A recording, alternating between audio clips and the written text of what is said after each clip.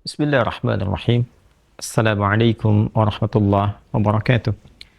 Alhamdulillahi rabbil alamin. Wassalatu wassalamu ala rasulillahil karim wa ala alihi wa sahbihi ajma'in wa ba'd. Saudara-saudariku dimanapun Anda berada, semoga Allah subhanahu wa ta'ala memuliakan, menyehatkan, melindungi kita sampai dengan detik ini kita dapat bersua. Dan lebih dari itu, semoga Allah subhanahu wa ta'ala senantiasa memberikan taufik, panduan untuk menjalani kehidupan di dunia ini agar mendapatkan rahmat Allah Subhanahu wa taala yang bisa kita bawa pulang menghadap Allah pada hari kiamat kelak insyaallah. Teman-teman, malam ini di tanggal 26 Oktober 2023 Masehi, edisi spesial yang biasanya kita membahas Aqsa dengan cukup panjang.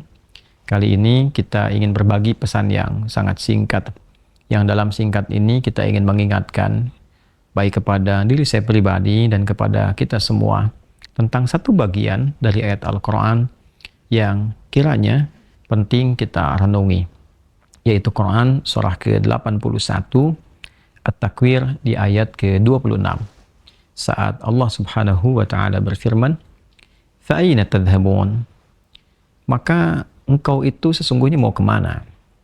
Ayat yang singkat tapi begitu padat dan sangat mendalam, memberikan satu kesan yang cukup menusuk ke dalam jiwa setiap manusia.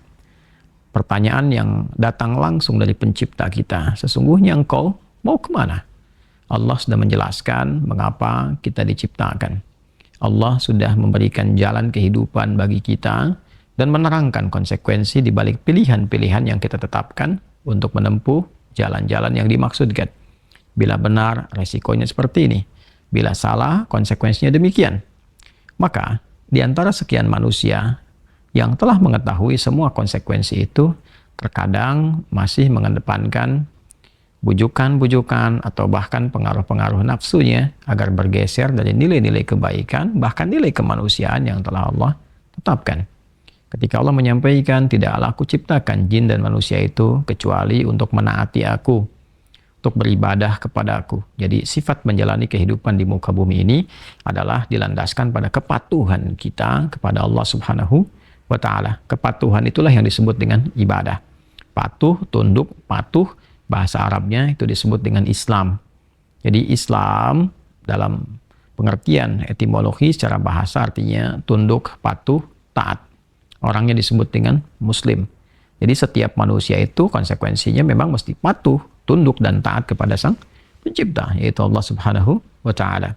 Karena itu ketika Allah menyampaikan di dalam firman-Nya, "Wa ma khalaqtul jinna wal insa illa liya'budun." Tidaklah aku ciptakan jin dan manusia itu kecuali untuk menjadikan seluruh aktivitasnya agar menaati Allah Subhanahu wa ta'ala, dijadikan sebagai ibadah. Jadi kita dari bangun tidur sampai tidur itu sejatinya adalah memetakan kurikulum untuk menaati Allah dalam bingkai ibadah. Dilatih dalam bentuk ritual. Ritual itu untuk mengaktifkan titik spiritual kita, titik roh kita. Segala yang terkait dengan roh disebut rohani. Jadi dalam diri kita ini ada spiritnya, ada rohnya. Dan itu adalah titik latihan pertama untuk mengaktifkan ya titik-titik kebertuhanan. Jadi ketika Allah sampaikan, tidaklah aku ciptakan engkau kecuali untuk menaatiku. Nah, titik ketaatan itu ya disebut dengan titik ritualnya. Ibadahnya ibadah ritual, ya keadaannya keadaan spiritual, itu yang penting kita aktifkan dulu. Itu sebabnya diminta kita sholat untuk mengoneksikan diri kita, mengaktifkan sinyal itu dengan Allah Subhanahu wa ta'ala, dengan Sang Pencipta. Sehingga ketika terkoneksi, terbangun kesadaran dari dalam diri kita sebagai sebuah fitrah. Nanti kesadaran itu yang akan membimbing bagian dari sifat intelektual kita, titik intelektual, ya IQ itu, ya intellectual question. Kemudian nanti titik fisik kita, physical question. Jadi nanti yang menggerakkan adalah titik spiritualnya. Ini yang memberi perintah. Kalau akal itu masih objektifnya normal saja. Kalau dia hanya mengkonstruksikan pikiran, mengolah data, ya jadi informasi, informasi menjadi knowledge. Knowledge itu yang akan diteruskan kepada fisik untuk dieksekusi. Ya, bagaimana nanti lisan bicara? Seperti apa konstruksi bicaranya?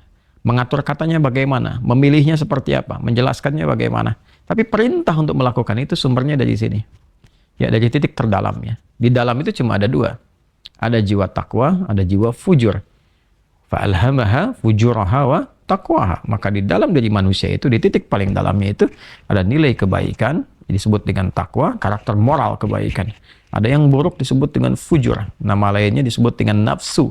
Karena dari fujur keluar su, melewati nafas. Nafas ketemu su, jadi nafsu. Quran surah ke-12 ayat 53. Wa ma ubarni'un nafsi innan nafsa la'ammaratum bisu illa ma rahima rabbih. Maka semua tindakan kita, menatap, mendengar, berbicara, bertutur, sampai dengan berjalan, ujung kepala sampai ujung kaki, yang kita jadikan sebagai bagian dari perangkat beraktivitas itu, semua tatanannya, perintahnya kalau tidak dari takwa, adalah dari fujur. Kalau bukan dari sifat baik, sifat buruk yang bersumber dari nafsunya. Maka semua kegiatan yang kita desain dalam setiap hari itu, kita tata. Dan Allah tanya, baik, engkau untuk apa bekerja?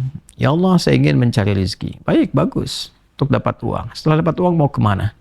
Pengen kaya. Setelah kaya mau ngapain? Beli ini, beli itu. Setelah itu mau ngapain? Ditanya terus sampai ujungnya. Fa'aina tadhhabun? Sampai ke titik puncaknya.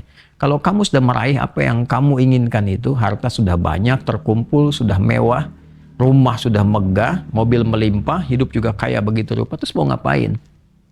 Ya. Maka orang-orang yang bingung pada akhirnya dia mencari-cari ketenangan. Akhirnya balik lagi, sudah kaya segala rupa, cuma cari ketenangan, akhirnya balik lagi ke desa, nyewa gubuk, nanam kangkung, nanam cabai. Terus kalau memang dengan seperti itu bisa bahagia, kenapa selama ini kerja keras mendapatkan sesuatu yang dikumpulkan? Balik ditanya. Kamu kedudukan pengen jadi apa? Terus. Yang di militer pengen dapat bintang 1, 2, 3, 4. Kalau perlu, jenderal besar, bintang 5. Setelah itu mau ngapain? Mau diarahkan kemana semua itu? Karena pada akhirnya semua bintang akan berguguran. Ya, wafat juga, meninggal juga. Kalau sudah selesai, purna, selesai. Demikian yang punya ilmu, punya jabatan, macam-macam. Mau diapain? Ya, ketika semua titik itu mencapai pada titik jenuhnya, di akhir itu akan balik kan. Ya, jabatan purna, harta juga jenuh, ya. Nah, di titik itu kita disadarkan, ditanya, mau kemana? Maka dijawablah dengan jawaban yang sangat mendalam. Inni dzahibun ila rabbi sayahdin. Yang terbaik adalah katakan, saya ini menyiapkan bekal untuk berjumpa dengan Rabbku. Itu jawaban yang paling indah. Ya, jadi kalau ditanya, mau kemana hidup ini? Kata Quran jawab, aku menyiapkan bekal untuk kembali dan berjumpa dengan Rabbku yang telah menciptaku. Dari situlah kemudian Allah katakan, aku berikan petunjuk kalau begitu. Yahdin. Ya, aku berikan petunjuk kata Allah. Jadi orang-orang yang menyiapkan semua aktivitasnya dan dia lakukan untuk Allah, berjumpa dengan Allah, maka Allah akan berikan petunjuk dalam setiap aktivitas kehidupannya. Diberi petunjuk bagaimana mata memandang, telinga mendengar, lisan bicara, sampai kaki berjalan. Sehingga dia betul-betul menjadi pengabdi dari Rabb-Nya yang maha menyayanginya. Pengabdi disebut dengan abdun, jamaknya disebut dengan ibadun. Yang maha menyayangi disebut Rahman, maka disebutlah dia dengan ibadur Rahman. Wa ibadur Rahman alladzina yamshuna 'alal ardi hauna wa idza khatabahumul jahiluna qalu salama. Demikian di surah Al-Furqan itu. Itulah puncak yang mesti kita ikhtiarkan dalam kehidupan, yang kita selalu sampaikan dan komitmenkan sejak bangun tidur.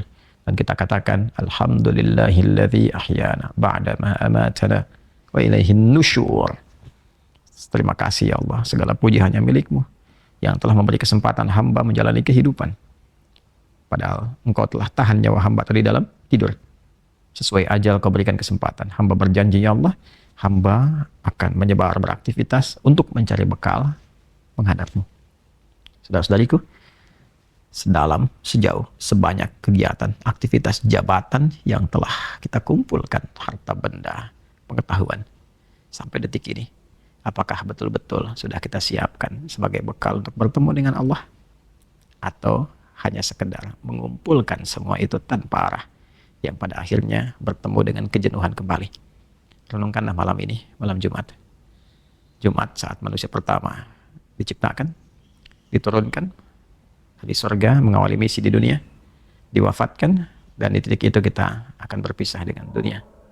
Saat adzan berkumandang, nampak jelas seluruhnya. Semoga Allah muliakan kita. Selamat merenung. Allahu Akbar. Allahu Akbar. Subhanakallahumma bihamdika asyhadu an la ilaha illa anta nastaghfiruka wa natubu ilaik. Alhamdulillahirabbil alamin. Assalamualaikum warahmatullahi wabarakatuh.